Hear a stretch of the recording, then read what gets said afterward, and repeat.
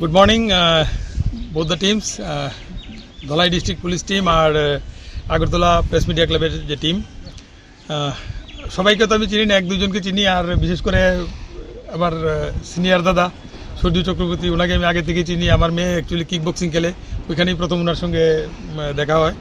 তো আজকের যে ম্যাচটা খুবই সুন্দর ম্যাচ, আর একটা আমরা করতে যাচ্ছি।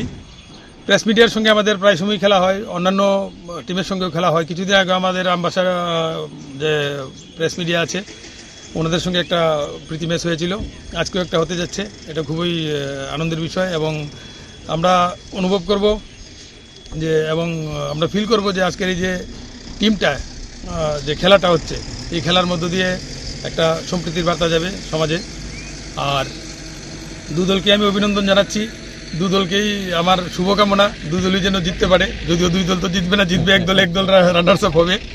তো দুজনেই আপনারা দুই টিমেই ভালোভাবে খেলবেন, এবং এটা একটা প্রীতি ম্যাচ। রেফারি যে থাকবেন, আম্পায়ার যে থাকবেন, আম্পায়ার ডিসিশনই ফাইনাল ডিসিশন হবে।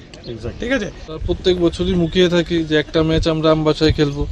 তো এসপি স্যার বলাতে আমরা আপ্লুত এবং ধন্যবাদ জানাই। পাশাপাশি ধন্যবাদ জানাই পুলিশের সমস্ত টিমকে যারা আয়োজন করেছে, এবং পাশাপাশি ধন্যবাদ জানাই আমাদের যে সাংবাদিক রয়েছেন পরাশর বিশ্বাস, ওনাকেও, উনিও আমাদের একটি সুযোগ করে দেয় খেলার জন্য।